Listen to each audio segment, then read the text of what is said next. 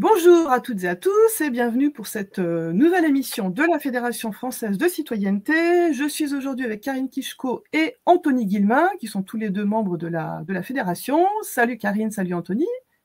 Bonsoir. Bonsoir. Alors, Karine et Anthony, je vais m'entretenir avec vous sur les élections municipales. Donc, on va faire cette émission. Il y en aura d'autres sur ce sujet. Alors, Karine, je l'ai dit, tu es membre de la FFC. Tu es aussi une ancienne élue municipale, puisque tu as été adjointe pendant 9 ans jusqu'en 2020. Donc, on aura l'occasion d'en reparler, évidemment. Aujourd'hui, tu n'envisages pas de te représenter pour les prochaines élections municipales.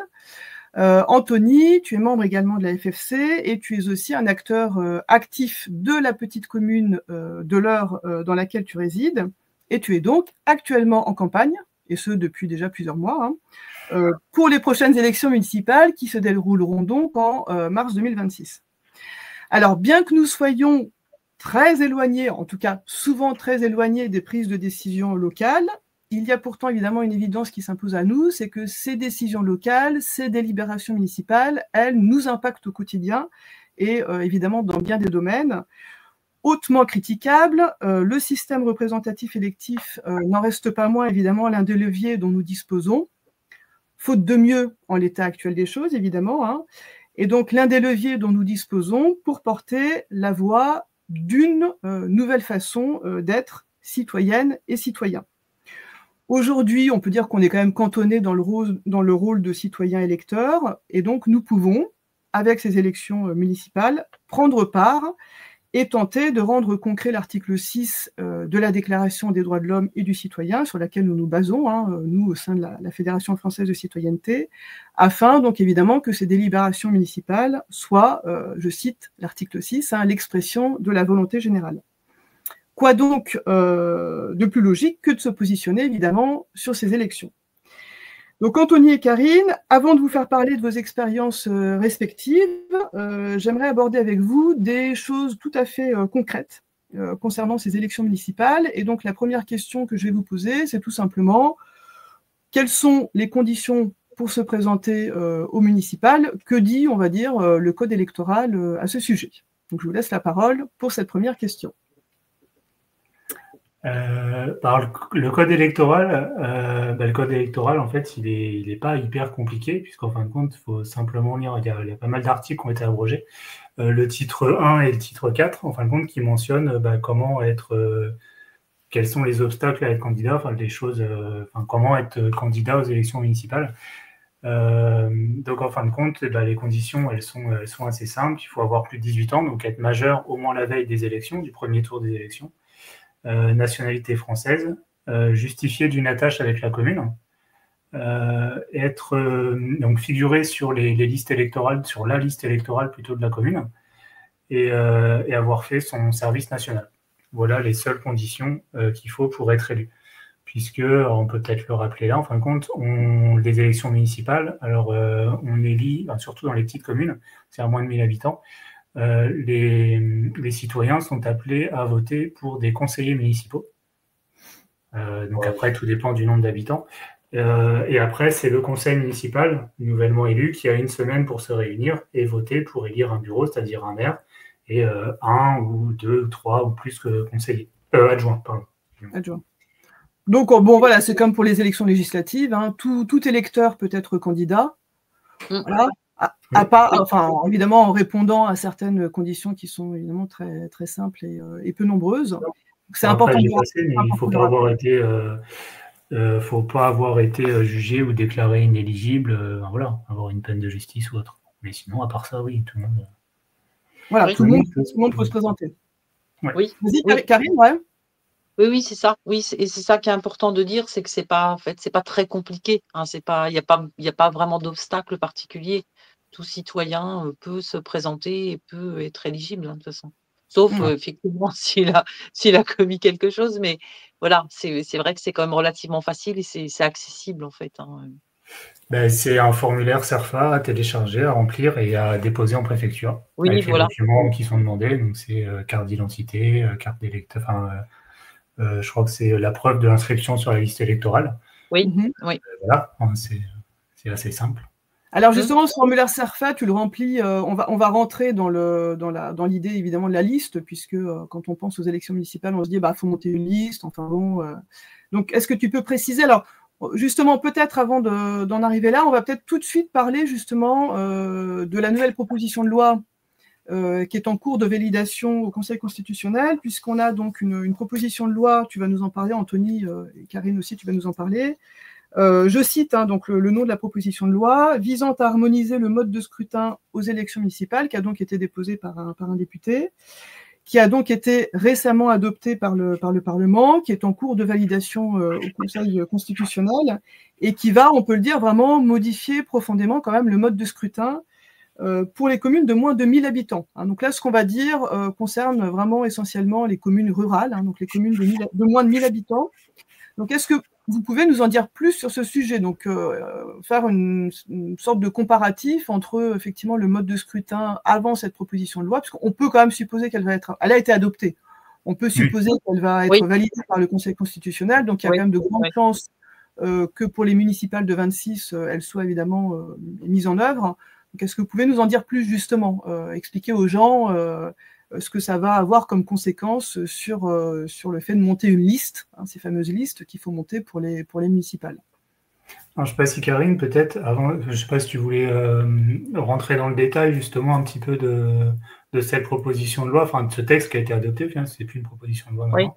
Peut-être préciser juste là, juste avant, si tu le permets, c'est juste savoir où elle en est, en fin de compte, justement, revenir un petit peu avec les dates rapidement. Donc en fait, c'est une proposition de loi qui a été déposée par des députés. Effectivement, j'ai pas pris la peine de voir de qui elle provient, puisque maintenant elle est adoptée de toute façon.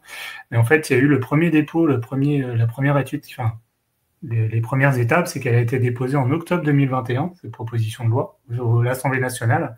Elle a été adoptée, donc le 19 octobre. Ensuite, elle est passée par le Sénat. Donc là, on arrive en 2022, en février 2022, exactement. En procédure accélérée, elle a été adoptée par le Sénat.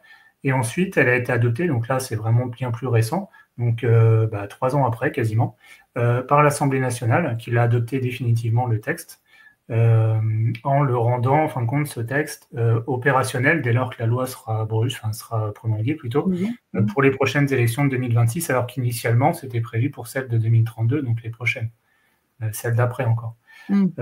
Et donc là où on en est, là où en est le texte, c'est que le texte a été adopté, donc je l'ai dit au mois de mars là, et donc là en fait il est en attente de décision du Conseil constitutionnel. Le Conseil constitutionnel a 3 mois pour donner sa réponse. Il a été saisi au mois d'avril, le 15, donc 15 avril, mai, juin, juillet, c'est-à-dire que mi-juillet, donc dans l'été, la loi pourrait être promulguée. Voilà un petit peu pour l'historique. Et donc, il y a eu trois demandes du Conseil constitutionnel de fait. Il y a le Premier ministre et il y a 60 députés, 60 sénateurs qui ont demandé un avis. Okay. Voilà, c'était un peu pour l'historique déjà, savoir. Ouais, alors ça justement, c'est bien de refaire un historique sur cette proposition de loi. Ça permet de faire un petit rappel sur le fait que, évidemment, tous ces documents, toutes ces informations, on les trouve sur le site de l'Assemblée nationale, tout simplement, ou sur le site du Sénat. En l'occurrence, Anthony, tu as eu toutes ces informations, j'imagine, en allant voir le dossier législatif de la proposition de loi directement sur le site de l'Assemblée nationale. Alors, c'est ça. Après, alors, les raisons, je ne sais pas. Mais en fin de compte, là, maintenant, la validation par le Conseil constitutionnel, si on veut avoir les infos, il faut aller sur le site du Conseil constitutionnel. Le site de l'Assemblée nationale, qui est plutôt bien construit, je trouve, du moins à ce niveau-là, c'est qu'on peut avoir les infos. Mais ça s'arrête à l'adoption du texte. Oui, tout à fait. Oui, parce que du coup, après, c'est plus... c'est le Conseil constitutionnel qui est concerné. Effectivement, c'est l'occasion de le rappeler, mais que, effectivement, toutes ces informations, on les trouve alors assez facilement quand on connaît les sites internet dans lesquels aller voir et quand on a un petit peu l'habitude d'y aller. Mais à chaque fois, dès qu'il y a des propositions de loi, dès qu'elles sont déposées, avant même qu'elles soient discutées, vous les avez sur le site ou du Sénat ou de l'Assemblée nationale. Et en fin de compte, après, vous avez la possibilité de suivre en fait chaque texte. Et donc là, vous allez sur le site du Conseil constitutionnel et vous tapez élection municipale et tout de suite, il vous sort en fin de compte ce que je viens de vous parler. Voilà, donc ça, c'était effectivement pour l'historique de cette proposition de loi. Alors, Karine, est-ce que tu veux nous en dire plus, justement, et faire un petit comparatif entre ce que l'avant et l'après, quoi? Oui. Alors, Ouais, toi, je le rappelle, tu as été adjointe pendant 9 ans d'une petite commune, justement, de moins de 1000 habitants, donc tu es parfaitement au fait de ce genre de choses. Voilà. Donc, ce qui va changer pour les électeurs, en fait, c'est que dans les petites communes de moins de 1000 habitants, jusqu'à présent, on pouvait rayer des noms, rajouter des noms, on pouvait panacher les listes. S'il y en avait plusieurs, on pouvait prendre, voilà. On n'était pas tenu de laisser forcément, puisque du coup, pour ce qui concerne ma commune à moi, il y avait 11 conseillers municipaux. On n'était pas tenu de laisser 11 noms. On pouvait rayer les noms des personnes qu'on ne voulait pas élire, en fait. Maintenant, ça ne va plus être le cas avec l'adoption de cette nouvelle loi. On votera forcément une liste entière. On ne pourra pas rayer, on ne pourra pas rajouter de noms. Ça annulerait le vote, en fait. Ça annule purement et simplement le vote. Donc, il faut voter les listes entières. Ça annule le bulletin de vote, c'est ça. Si vous rayez un nom, ça annule le bulletin de vote. Voilà. C'est le principe du panachage. C'est ça. Voilà, c'est ça. Et du coup, il faut mettre dans l'enveloppe, il faut mettre une seule liste, en fait, pas deux avec des noms rayés, voilà, pour compléter le vote. Ça, c'est plus possible maintenant. Enfin, avec l'adoption de la nouvelle loi, ça sera plus possible. Alors ça, c'est un premier point. Et il y a un deuxième point sur la parité.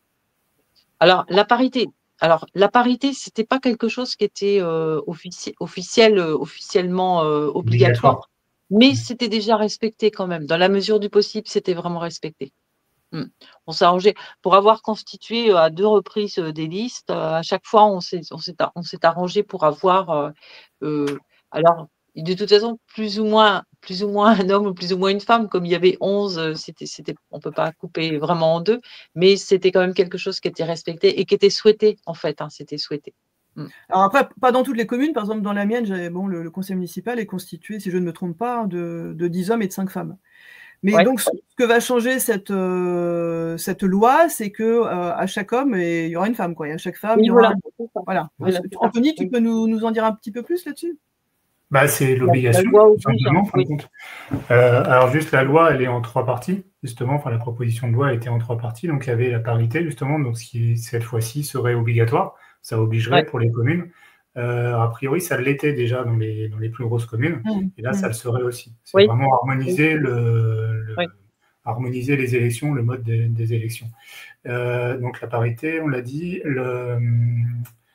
Donc, je disais, il y a 3 points.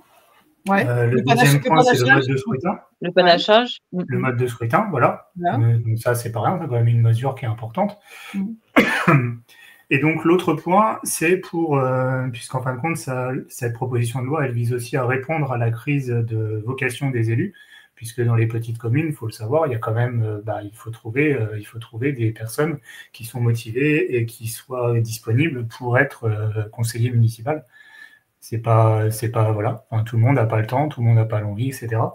Il y a aussi beaucoup de défections pour tout un tas de raisons, manque de motivation, manque d'implication, en fin de compte, de l'ensemble des conseillers. Donc des défections qui obligent, à savoir que quand le conseil municipal est créé, donc là 11 personnes, dès lors qu'il y a un tiers des conseillers municipaux qui démissionnent en cours de mandat, on doit renouveler, il doit y avoir de nouveau des élections. Donc, en fin de compte, voilà, cette proposition de loi, elle vise à ça. Et donc, le dernier point qu'elle modifie, c'est-à-dire qu'elle permet, c'est peut-être, je sais pas, simplification peut-être, elle permet, en fin de compte, à chaque commune de moins de 1000 habitants de pouvoir posséder 2 conseillers en moins que ce qu'il faudrait en temps habituel. Prendre l'exemple d'une commune, donc 350 habitants, comme Karine ou comme la mienne. 350 habitants, ça fait 11 conseillers municipaux à élire. Avec cette nouvelle proposition de loi, la limite, elle pourrait retomber à 9 minimum. Donc ça ferait 2 de moins, et aussi 2 en plus au maximum, donc ça ferait entre 9 et 13 conseillers municipaux, en cas justement de défection, pour avoir 2 conseillers municipaux un petit peu en attente, qui soient là remplaçants, on pourrait dire comme ça, ou qui seraient là en attente. Et donc ça veut dire que pour une commune, maintenant, on a le choix entre 9 ou 11 conseillers. À savoir qu'en fin de compte, il faut toujours un nombre impair. Ça simplifie les choses dans le cadre de vote, de délibération ou autre. Est-ce que tu peux nous donner les chiffres? Est-ce que tu les connais en fonction du nombre d'habitants, le nombre de... Alors, je ne les connais pas par cœur. Connais pas par cœur. Tout ce que je peux déjà dire, c'est qu'ils sont facilement accessibles, ça, sur le site des collectivités territoriales, notamment. sur le code électoral aussi. Effectivement, tout ça, on retrouve facilement. Vous avez aussi le site servicepublic.fr où tout est vraiment détaillé. On n'a pas l'impression de lire la loi, c'est quand même assez intuitif. Il y a plein de liens un peu partout. Et on vous renvoie toujours vers les articles de loi de toute façon.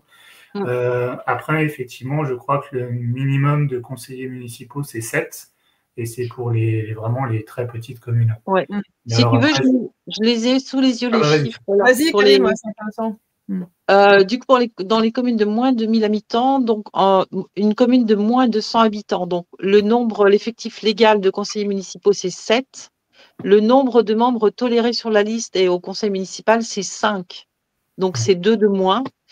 Dans les communes de 100 à 499 habitants, donc le nombre de conseillers, l'effectif légal de membres du conseil municipal, c'est 11. Et le nombre toléré, c'est 9, donc 2 de moins. Et de 500 à 1000, l'effectif légal de conseillers municipaux, c'est 15. Et le nombre toléré, c'est 13, en fait. À chaque fois, il y en a 2 de moins, en fait. Voilà. OK. Bon, on va rester sur les communes de moins de 1000 habitants. Bon, en attendant, ces chiffres-là, évidemment, on peut les trouver très facilement. Oui. Le code électoral, Anthony, est parfaitement accessible, facilement lisible, n'est-ce pas? Oui, enfin, vous allez sur le site de Légifrance, vous cherchez code électoral, ou juste dans le moteur de recherche, vous tapez code électoral et il va vous sortir. Après, je vous dis, regardez principalement si c'est pour les conditions pour être éligible, c'est le titre 1 et titre 4. Okay. Et après, vous allez voir, c'est quand même assez intuitif. Les titres sont vraiment explicites. Ok. Bon, alors ça, on va dire que c'est des informations brutes. Maintenant, ce qui nous intéresse évidemment, nous, dans le cadre de la Fédération française de citoyenneté, évidemment, on prêche pour que l'idéal démocratique arrive un jour. Voilà, on s'appuie sur l'article 6 de la Déclaration des droits de l'homme et du citoyen qui dit la loi, l'expression de la volonté générale. Faudrait-il encore évidemment que les délibérations municipales soient aussi l'expression de la volonté générale. Donc, comment faire pour que les délibérations municipales soient aussi l'expression de la volonté générale? On parle sans cesse de la démocratie locale, mais cette démocratie locale existe-t-elle? C'est ça la question, hein. Moi je pose la question. Hein. Et voilà, donc maintenant j'aimerais vous faire parler justement sur, Karine, toi, ton expérience, et Anthony, toi, on va dire ton projet, parce que tu es quand même dans la FFC, donc c'est pas pour rien. Ah ben non. Non. Donc, je vais d'abord te donner la parole à toi, Karine, puisque donc j'aimerais bien que tu nous fasses un bilan. On l'a dit, hein, tu as été 9 ans adjointe. Tu ne comptes pas te représenter. Donc, j'aimerais bien que tu fasses un bilan avec les aspects positifs, les aspects négatifs de ton mandat d'adjointe. Et à ton avis, justement, la question qui m'intéresse, hein, c'est à ton avis, évidemment, quels sont les principaux freins à cet échelon local, hein, à la concrétisation de cet idéal démocratique qui nous occupe tant et qui nous passionne tant. En tout cas, on est quand même un certain nombre à être intéressés par toutes ces questions. Oui. Alors, les aspects positifs. Alors, je vais partir du pourquoi finalement. On m'avait sollicité pour le premier mandat. J'avais été sollicitée, donc c'était une amie et puis voilà qui m'avait sollicité. Et en fait, ce qui m'avait surtout intéressé, c'était la curiosité de voir comment ça fonctionne, le premier échelon de notre démocratie. Tu vois, comment ça fonctionne, qui décide de quoi, les budgets, enfin qu'est-ce qui alimente les budgets, qu'est-ce qu'on fait de l'argent public. Enfin, tu vois, c'était toutes ces questions. Et comme ça, un brut du premier coup. Et puis après, dès que j'ai commencé ce mandat, je me suis rendu compte qu'en fait, la vie d'un conseiller municipal, c'était quand même fait de plein de choses qui sont quand même super importantes.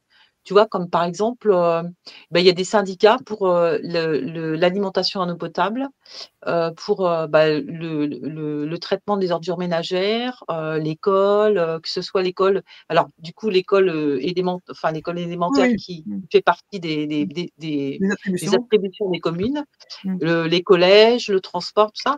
Mais je me suis dit, en fin de compte, c'est quand même des fonctions qui règlent le quotidien de tout le monde. tu vois, bien sûr. de la naissance jusqu'à la mort, tu vois. C'est vraiment, tu t'occupes de tout, de la qualité de vie des gens du village, en fait, de la qualité de vie. Et du coup, ça permet d'aborder plein de questions, tu vois, qui sont vraiment très, très intéressantes et qui sont, même à l'heure actuelle, prépondérantes. Tu vois, je pense à la qualité de l'eau parce que c'est d'actualité de se rendre compte que ça pose énormément de difficultés. Et puis, voilà, d'aller vraiment au cœur de ces questions-là, tu vois, de comprendre comment ça marche. C'est quelque chose c'est quelque chose qui fait partie du bien public, tu vois, toute l'organisation, ça fait partie du bien public. Et ça, c'est intéressant de voir comment, si tu veux, de l'individu, on passe à une échelle du collectif, tu vois, et comment on peut harmoniser ça et faire en sorte que chacun retrouve un peu son compte et que surtout la mission, elle soit rendue comme elle doit l'être, tu vois. Et ça, c'était vraiment, c'est vraiment très, très riche en apprentissage, en réflexion aussi, tu vois, en élaboration, en réflexion. Tu penses, et en plus, quand tu es conseiller municipal, quand tu fais partie d'un conseil municipal, tu penses, tu penses pas ton bien-être à toi, tu penses le collectif. Même si tu fais des fois, voilà, comment toi, tu penses que les choses, elles fonctionneraient bien pour toi, mais tu le rebalances à l'échelle d'un groupe, d'une population, tu vois. Et ça, c'était vraiment chouette. Ça, c'était vraiment très, très intéressant. C'était vraiment intéressant. Alors, mais tout est intéressant dans la fonction de conseiller municipal. Vraiment, tout est intéressant. Le contact avec la population aussi, comment tu rencontres les gens, il faut les informer de tout, en fait. Tu vois, au maximum, il faut informer les gens de ce qui se passe et pourquoi c'est décidé comme ça. Après, on faisait des réunions publiques, mais sur des sujets vraiment précis. L'information par rapport aux gens, on proposait bien sûr des permanences, tu vois, pour répondre plus ponctuellement à quelqu'un. Après, l'essentiel de la communication, ça se faisait surtout dans des rencontres un petit peu formelles, tu vois, comme les vœux, l'organisation de certaines choses, tu vois, pour aller vraiment d'inviter la population à venir et à demander des choses. Après, on n'avait quand même pas tant de gens que ça qui venaient chercher des informations, tu vois, il fallait vraiment les donner et rappeler que les conseils municipaux étaient publics, qu'il y avait certains rapports d'activité qui étaient publics aussi, que tout le monde avait le droit de savoir. Ça, par contre, on n'avait pas beaucoup de retours, tu vois, des gens, en fait. Alors ça, je crois que c'est absolument général. Ouais. Bon, et ça nous emmène sur des terrains justement qui sont les terrains qui nous intéressent parce que effectivement reste la vraie problématique qui est la prise de décision et le fait que ces affaires qui sont décidées au sein de ces conseils municipaux concernent absolument tout le monde.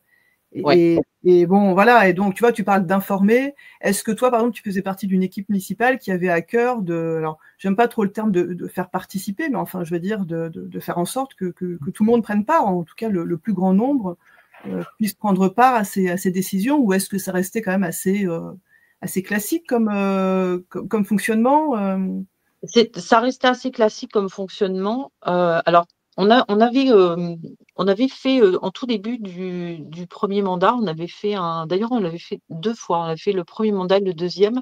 En fait, on avait envoyé à tous les habitants du village, on avait envoyé un questionnaire sur, en gros, la qualité de vie. Tu vois, ce qu'ils auraient voulu changer, s'il y avait des choses qui leur paraissaient prioritaires.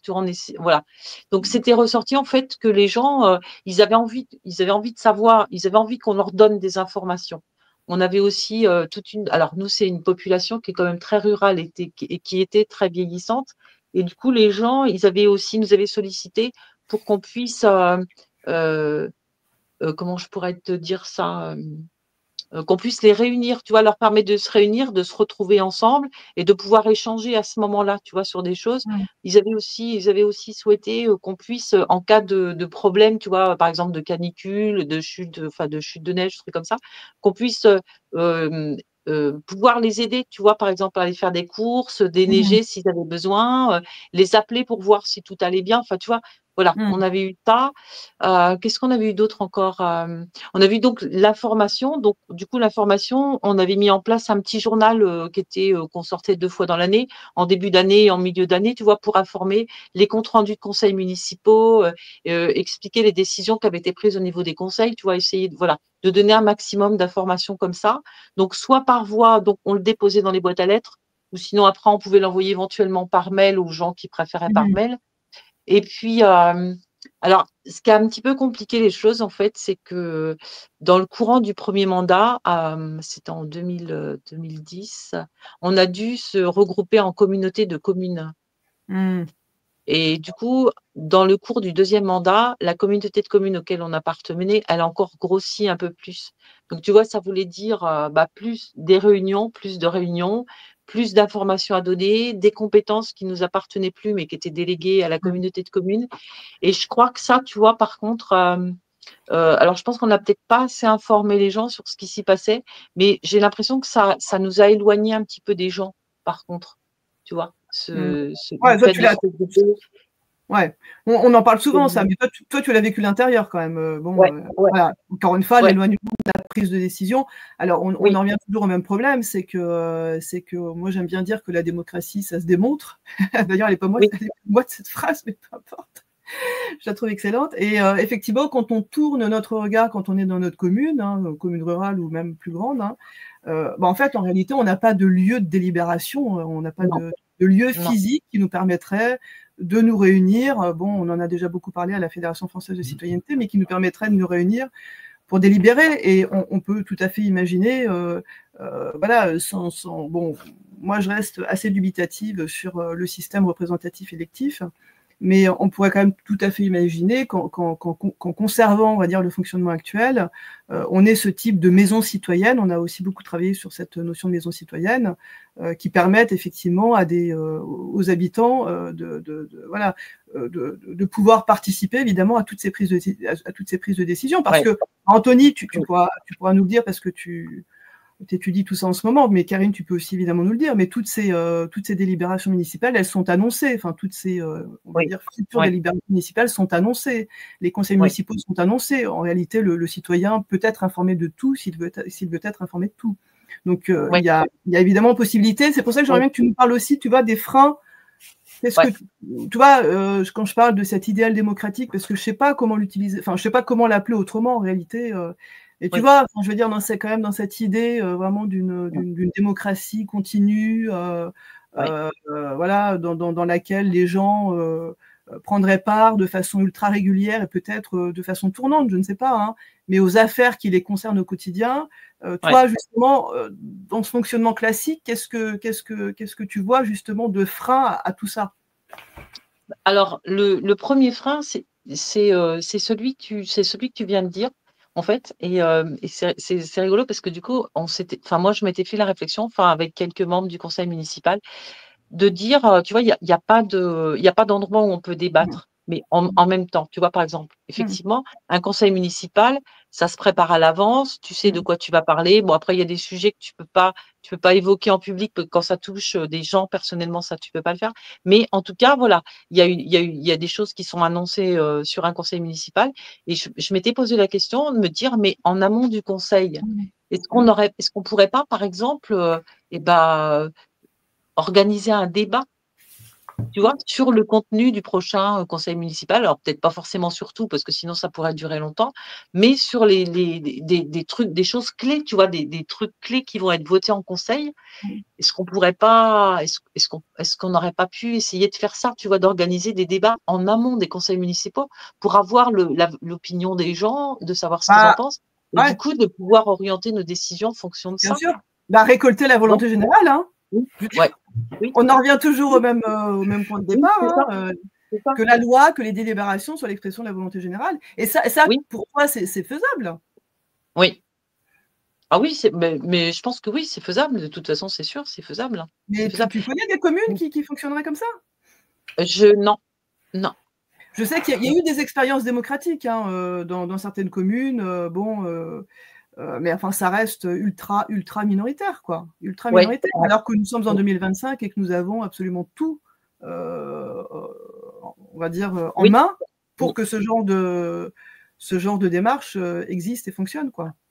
Mais oui, surtout qu'en plus, tu vois, même, tu peux même imaginer de pouvoir faire en visioconférence pour les gens qui peuvent pas se déplacer. Enfin, tu peux imaginer des tas de choses. On a quand même des moyens maintenant de communiquer qui sont quand même performants et qui peuvent permettre des tas de choses. Hein. Ouais. Et tu vois, tout à l'heure. Ouais, vas-y. Ouais. Oui, vas-y. Tu parlais aussi d'entraide. Mais après, Anthony va nous parler de ce qu'il veut faire. Ouais. Tu parlais d'entraide et quand on avait développé donc l'idée de la maison citoyenne, et Anthony, tu faisais partie de l'équipe. Tu en fais toujours partie d'ailleurs. Tu es un pilier. Et dans la maison citoyenne, il y avait cette idée justement d'être un lieu de délibération au quotidien, quoi. Mais surtout aussi, tu vois, d'intégrer justement des ateliers un peu d'entraide, enfin, ne serait-ce que, tu vois, enfin, moi, je vis dans une petite commune rurale, tous les gamins du village, ils ont un vélo, bon, bah, le vélo, il tombe en panne, bon, bah, voilà, faut trouver un papa gentil, c'est ce qui nous est arrivé il y a pas longtemps, qui a tout le matériel pour réparer le vélo de la gamine, sinon, on reste là à se dire, ah bah merde, moi, je sais pas faire. Bon, bah, on aurait, tu vois, une maison citoyenne où les gens ont l'habitude de se réunir à la fois pour délibérer sur les prochains conseils municipaux, mais en même temps, tu vois, un petit atelier vélo avec les gens du village qui ont les compétences pour réparer les vélos, qui ont un peu de matériel. Et là, je prends l'exemple de la réparation du vélo, mais il y a tellement d'autres choses. Bon, on va pas me dire que ça enlèverait du boulot au réparateur de vélo qui est maintenant à 30 km d'ici, voire même plus. Ouais. Bon, tu vois, enfin, ça pourrait être vraiment un lieu, tu vois, tu parlais, bah oui, on a besoin effectivement d'être en lien pour s'il y a des problèmes d'intempéries, voilà, s'entraider, etc. Bon, voilà, mais bon. On avait aussi eu l'idée avec une conseillère municipale. On s'était dit, tu vois, par exemple, essayer de voir si on peut pas proposer des échanges. Tu vois, par exemple, quelqu'un qui a besoin de tailler une haie, tu lui tailles sa haie, en échange, il te prête son taille-haie pour tailler la tienne. Enfin, tu vois, on avait pensé à des choses comme ça, ou même proposer un service de covoiturage. Tu vois, toi, tu vas, par exemple, tu vas là, tu as un colis à récupérer au point relais, tu le récupères, tu l'emmènes, tu le ramènes. Mais, tu vois, on avait imaginé des choses comme ça.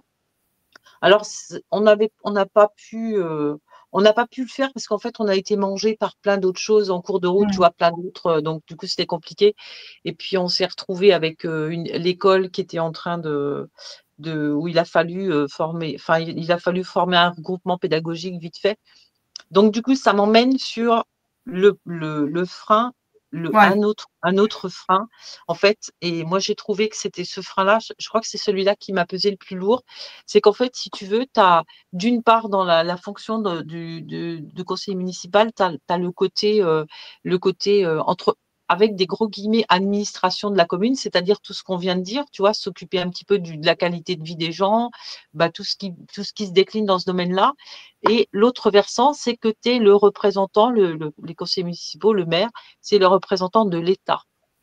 Et du coup, là, pour le coup, tu n'as plus le rôle tu n'es plus représentant. Alors, dans ce contexte-là, tu n'es plus le représentant des gens, tu es l'exécutant de l'État. Oui, tu es l'exécutif, ouais. Bon. Tu es l'exécutif. Et ça,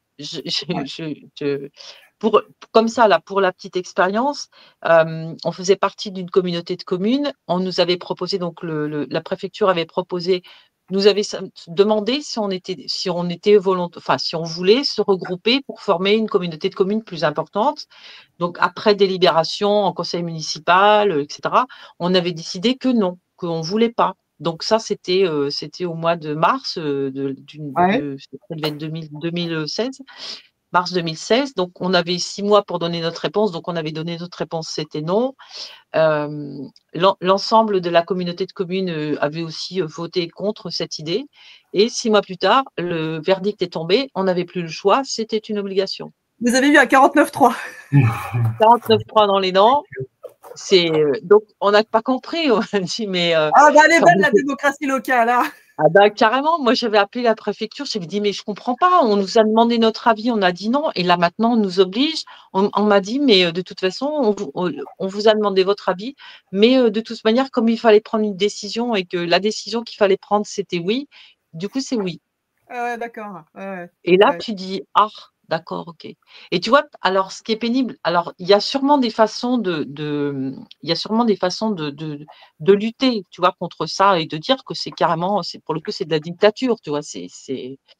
Et on a ce problème-là avec plein d'autres administrations, tu vois, l'éducation nationale, tout ce que tu peux imaginer comme autre institution. Et tu vois, ce qui était dérangeant, c'est qu'on a l'impression de fonctionner chacun dans son petit camp, tu vois, alors qu'on fonctionne tous on a tous la même mission, on fonctionne tous pour la même chose, tu vois, notre mission. c'est d'être au service des citoyens et de faire vivre, voilà, de faire vivre nos services publics, de faire vivre tous ces services-là. Et on a l'impression que chacun tire la couverture à lui, comme si, je sais pas, comme si c'était, tu vois, on peut pas fonctionner. Il y a des institutions avec lesquelles on fonctionne pas correctement. Alors il faudrait il faudrait changer ce fonctionnement, tu vois, mais il faudrait encore une fois faire bloc et dire, bah non, on veut pas. Tu Ouais, vois, mais par Karine, exemple, pour la ouais. communauté de communes, moi j'aurais rêvé que tous les représentants des communes qui siégeaient aillent à la préfecture, qu'on aille les voir avec des pancartes, avec ce que tu veux, qu'on leur dise, nous on avait dit que c'était non, donc ce sera non, on va pas le faire. Mais Tu ça, vois, c'est très moi, intéressant j'aurais comme bien exemple. voulu. C'est très intéressant comme exemple parce que alors la question qui me vient, c'est est-ce que si on avait été justement dans un autre fonctionnement, imaginons la même situation, tu as une maison citoyenne avec les citoyens du village qui se regroupent tout le temps ou quasiment tout le temps de façon tournante, etc., pour décider on va dire de ce qui se passe dans leur commune, ils auraient forcément été informés de ça. Oui. Les gens auraient donc, on va dire, délibéré en collectif sur la question. On leur aurait ensuite foutu ça dans les dents. Tu ne crois pas qu'il y aurait eu un mouvement de révolte? Mais c'est sûr. Parce que là, ce que tu dis, c'est intéressant, mais en fait, en réalité, est-ce que les habitants ont été, tu vois, informés? Sans doute pas. Dans l'après-coup, oui. Dans l'après-coup, on leur a dit. Mais au début, en amont, non. Alors après, on avait informé les gens sur l'évolution de la communauté de communes. On avait toujours, dans notre petit journal, on avait toujours une partie comme, tu vois, on mettait un petit peu, voilà, comment ça fonctionnait, les différents services, etc. Mais ça, c'est le truc qu'il y a, c'est sûr que, tu vois, il faudrait vraiment que tous les citoyens puissent les inclure là-dedans, parce que bien sûr, bien évidemment, qu'à la préfecture, si tu vas tout seul ou que tu passes ton petit coup de fil tout seul, qu'on va te rigoler au nez. Par contre, si tu as tous les habitants de la commune et de tous les habitants de la communauté de communes, en tout cas une majorité, qui disent mais nous, on n'est pas d'accord, bah, ça change tout, tu vois, ça remet les choses dans le bon sens. Et c'est vrai que le côté électif, si tu veux, ça permet pas. Je sais pas que ça permet pas, mais ça favorise pas ça. Et la représentativité, il y a des gens, quand tu leur en parles, ils disent oui, mais on a des représentants qui doivent s'occuper de ça. Donc, tu as beau essayer de leur expliquer que peut-être qu'ils représentent, mais qu'il faut quand même savoir qu'est-ce qu'ils représentent par rapport aux gens, parce que tu peux pas prendre. Ça, c'est pareil, ça, c'est le côté qui est. Alors, c'est pas un frein, mais c'est le côté qui est frustrant. C'est des fois de prendre des décisions pour les gens, mais sans savoir vraiment si c'est ça qu'ils veulent, tu vois. Ou qu'ils ne veulent pas. Ou qu'ils veulent pas. Oui, dans les deux sens. Et ça, c'est vrai que à mon avis, c'est là où il faudra arriver à trouver des leviers, tu vois, pour que les gens ils puissent au moins avoir la connaissance des choses, tu vois. Ah bah plus que la connaissance. En fait, oui. À mon avis, ce qu'il faut, c'est, enfin moi, attends, moi j'ai pas eu d'expérience de mandat électif, hein, mais le reste, le problème, de toute façon, sommes-nous ou pas souverains? Oui. Voilà, enfin, je veux dire, soit on est simplement un citoyen électeur, encore je mets le mot citoyen entre guillemets, qui est juste là, bon, pour mettre son petit bulletin dans l'urne tous les 3-4 matins et qui donc délègue sa souveraineté. Soit on est des citoyens souverains à part entière et on prend on prend part dans les décisions qui nous impactent au quotidien, quoi. Donc pour l'instant, moi j'estime qu'on est une masse, qu'on n'est pas vraiment un peu plus souverain. On nous fait croire que l'alpha et l'oméga de la citoyenneté, c'est le droit de vote. En réalité, quand on regarde ce que c'est que le droit de vote, c'est juste un droit d'élire. Donc entre le vote et l'élection, il y a quand même une différence. Voilà, donc on est juste bon à élire. Oui, c'est ça. Bon, ça. Donc, alors, on va changer d'interlocuteur. Oui. Alors, du coup, je dirais, je ne sais pas si c'est transition ou pas, mais peut-être que la première des choses à faire, peut-être que c'est la première étape, c'est d'aller s'intéresser à toutes ces décisions. Et à l'échelon local, c'est encore plus simple, facile, je dirais, puisque c'est vraiment à proximité, encore plus dans les petites communes. On sait tous où est la mairie. Devant les mairies, il y a toujours des panneaux d'affichage, et la seule obligation, je dirais, qu'une municipalité a, c'est et ça on en avait parlé dans le premier journal, là, la chouette citoyenne, c'est l'obligation de publicité. C'est qu'en fin de compte, suivant la taille de la commune, il y a forcément, comme dans beaucoup de réunions, des ordres du jour et donc des convocations, puisque c'est des convocations pour les conseils municipaux. Et donc, chaque ordre du jour fait partie de la convocation, et la convocation, elle est adressée aux conseillers municipaux, et elle est surtout aussi affichée devant les mairies, à l'extérieur des mairies. Donc elle est même visible en dehors, en théorie en tout cas, en dehors des horaires d'ouverture de la mairie. Et alors je sais que pour moi, dans le cadre de ma commune, l'obligation, elle est d'afficher cette convocation au minimum 3 jours ouvrables avant avant le conseil municipal. Et après, plus on augmente dans le nombre d'habitants, dès qu'on dépasse même les 1000, et plus le délai il est grand. Enfin, ah oui, tu connais d'ailleurs le délai, je vais encore te poser une question qui est peut-être un peu... voilà, nous c'est 3 jours. Commune, 11 conseillers, 350 habitants, voilà, c'est 3 jours. Ouais. Après, je crois que ça peut monter à 5 ou 7 jours peut-être. Bon tu vois, ça rejoint ce qu'on disait, 3 jours, ça laisse le temps de se réunir. Ça laisse le temps de se réunir. Après, encore faut-il pouvoir aller, et c'est ce que je fais moi au sein de ma commune, c'est-à-dire que ça oblige, quand il y a peu de transparence et peu de publicité en dehors de ce qui est légal, ça oblige à se rendre à la mairie devant au moins tous les 3 jours pour être sûr qu'on ne loupe pas le conseil municipal. Alors justement, Anthony, est-ce que tu peux nous dire, donc toi, tu bats la campagne. Oui, voilà, en prospection, oui, puis c'est une campagne, c'est le début, c'est pas plus... Ouais, mais bon, on va dire que tu es en campagne pour les prochaines élections municipales. Alors, est-ce que tu peux nous dire quand est-ce que tu as commencé, comment ça se passe, sur quoi tu te bases pour faire cette campagne, où tu en es, enfin bon, voilà. Voilà, un petit point étape. Ouais. En fait, alors l'idée, elle a mûri petit à petit, surtout que depuis que j'ai plus de temps pour m'impliquer au sein de la commune, en tout cas du local, puisqu'avant, professionnellement, c'était très compliqué de pouvoir m'impliquer. Mon travail, en gros, ne pouvait pas me permettre de m'impliquer correctement dans les décisions de la commune, de ce qui se passait autour de moi, autour de chez moi plutôt. Donc là, j'ai la chance de pouvoir être bien plus souvent au sein de ma commune et chez moi aussi, au sein de ma famille.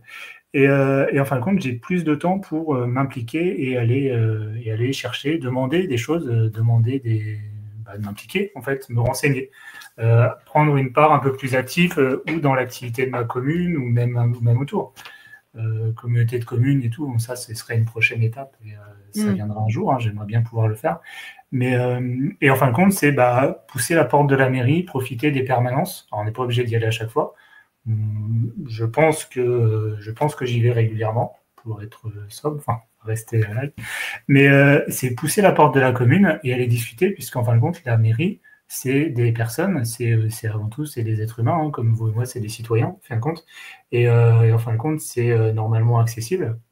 Et en fin de compte, on peut discuter de tout, on peut être informé des décisions qui vont être prises, de ce qui se passe. Karine parlait des syndicats, par exemple.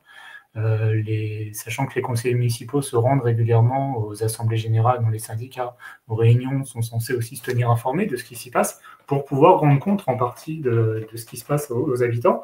Et donc, il suffit des fois de poser la question. Alors, quand on a la chance d'avoir des élus impliqués, c'est pas toujours le cas. Mais et en fin de compte, pouvoir, l'élu est là aussi pour renseigner les tâches administratives. Alors, c'est le cas dans ma commune. Maintenant, on ne peut plus aller faire les cartes d'identité, on peut plus. Il y a plein de choses qu'on peut plus faire. Tout ça, c'est délégué dans des communes plus importantes. Mais voilà, la première étape, c'est ça. Et c'est aussi ça qui m'a poussé à me rendre compte de peut-être de dysfonctionnements. À mon sens, en tout cas, c'était des dysfonctionnements.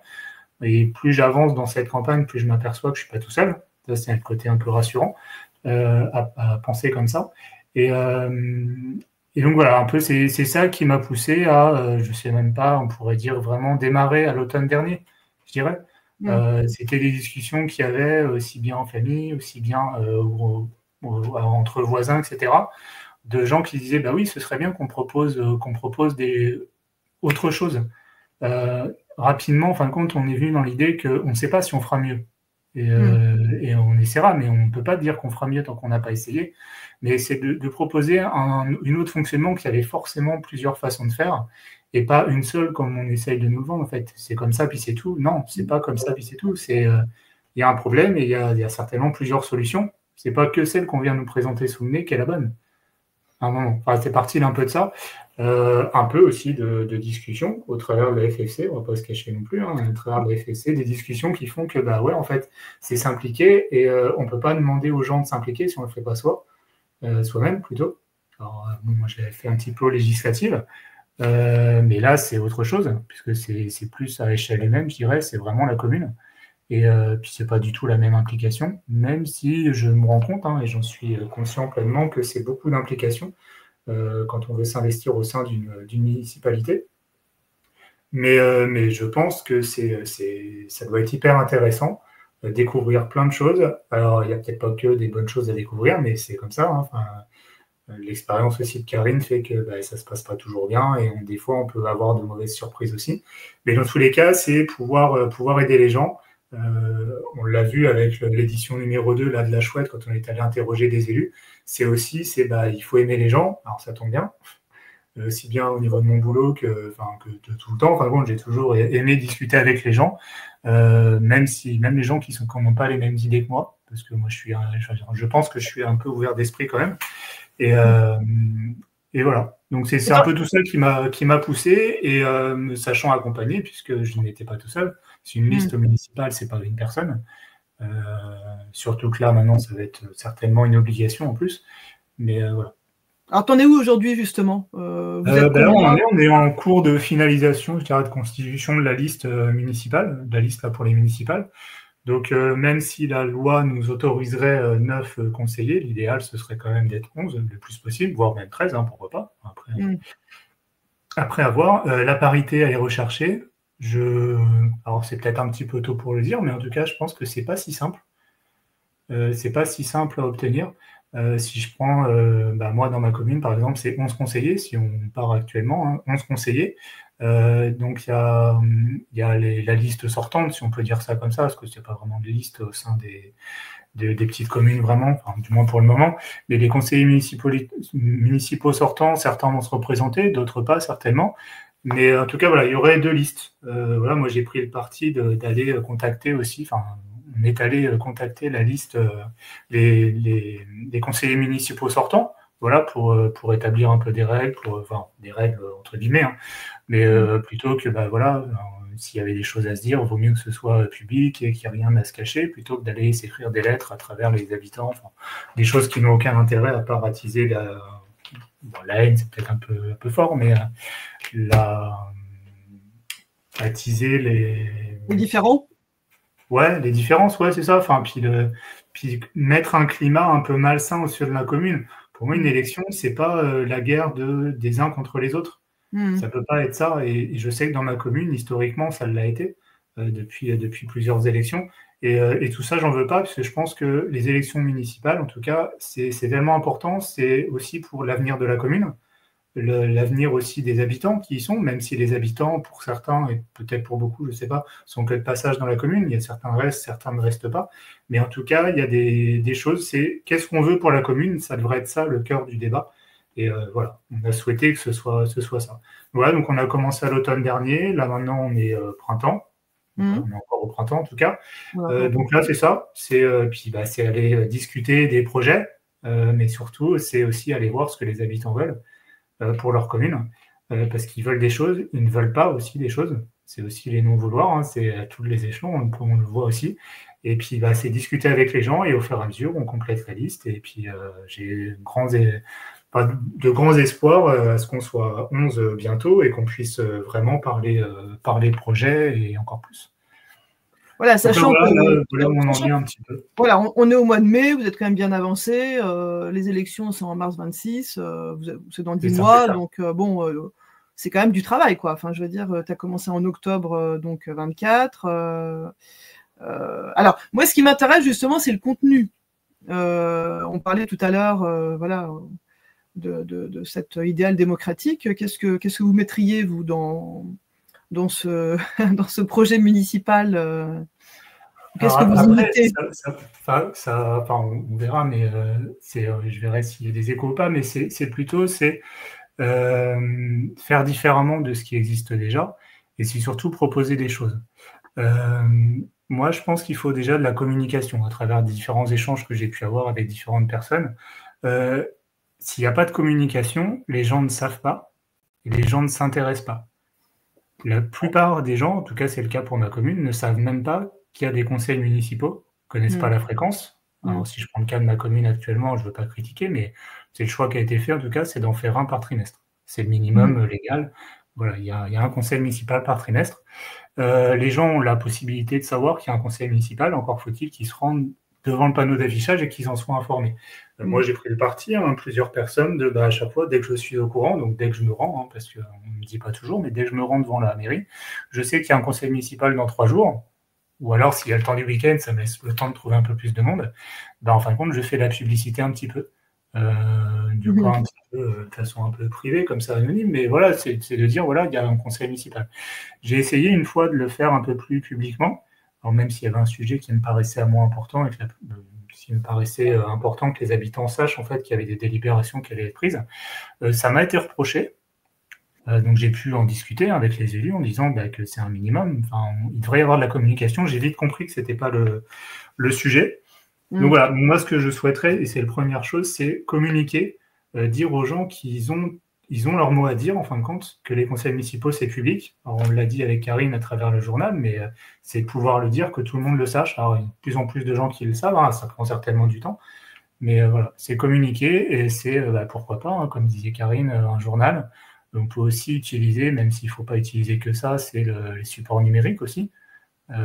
Des moyens, enfin, je sais qu'on a des applications, alors je sais pas, je me suis jamais renseigné si c'était national ou pas, mais des applications un peu comme Panneau Pocket, par exemple, je sais pas s'il y a ça un peu partout en France, mais en fin de compte, c'est des sites, en fin de compte, des applications où il y a les informations ne viennent que des mairies, il y a que les élus, et en fin de compte, c'est des informations, alors c'est vrai que c'est des informations descendantes, il n'y a pas forcément de partage, mais en fin de compte, déjà, ça, c'est une première communication. Ça peut faire partie des supports de communication. Ça, c'est la première chose. Et en fin de compte, c'est d'aller vers les gens. Et deuxième chose, c'est de les faire participer. Alors, comment, justement? Alors, participer, ça, c'est pareil. On en parle aussi dans le journal. C'est, alors après, pas obligé de formaliser, mais voilà, il y a la possibilité de formaliser. C'est ce qu'on appelle les budgets participatifs. C'est ouvrir une partie du budget. Alors, on peut le faire de façon formalisée, c'est quelque chose qui existe, bien plus dans les grosses communes, je dirais, de plusieurs milliers d'habitants. Mais voilà, c'est quelque chose qui se met en place, c'est ouvrir une partie du budget, et l'ouvrir en fin de compte pour des projets, l'ouvrir pour des projets en fin de compte. C'est-à-dire qu'en fin de compte, la municipalité met des règles, elle met un objectif un petit peu pour ce budget, en disant voilà, il faudrait que ce soit met des règles sur un projet. Ensuite, elle alloue une partie de son budget à un crédit en fin de compte pour ça, et après elle informe les citoyens, les habitants de la commune en fin de compte que c'est un appel à projet.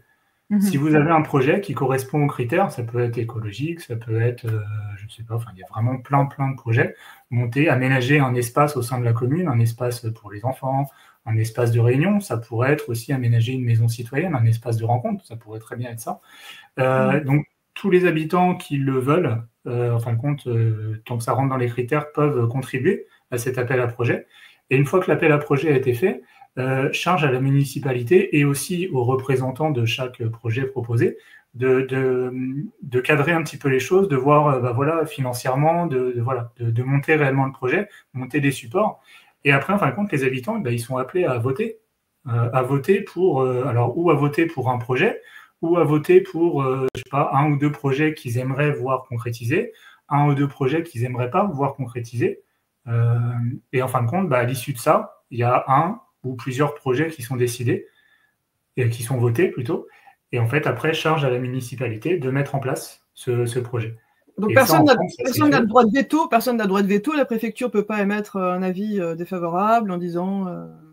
Alors après, je ne vois pas pourquoi, puisque c'est un cadre légal déjà. Après, si, peut-être, tout dépend du sujet qui est mis sur la table. Enfin, après, je ne sais pas, j'imagine bien. Tant que ça reste légal, en fait, tant que tu restes dans le cadre de la loi, je ne vois pas pourquoi. Après, j'ai pas trouvé d'exemple, en tout cas. Quand on en a cherché pas mal pour la rédaction du journal, j'ai pas trouvé d'exemple comme ça. Après, effectivement, ça a l'air d'être plutôt déployé dans les grandes communes, enfin, dans les grosses communes. Après, grosse commune, grosse métropole, je veux dire même. Mais après, même sans forcément aller jusque-là, parce que j'avais une discussion avec un élu, une petite commune, 400 ou 500 habitants, qui m'expliquait on n'est pas obligé d'aller dans ce formalisme-là, mais c'est ouvrir, en fin de compte, c'est partir du principe que c'est pas parce qu'on est élu qu'on est les seuls à avoir des idées. Tout le monde a des idées, tout le monde a le droit de s'exprimer. Enfin, moi, c'est un peu comme ça que je raisonne aussi. Et si vous avez des idées, qu'elles sont faisables, on peut en discuter. On peut en discuter avec les habitants. Il y a des réunions publiques qui sont faciles à organiser.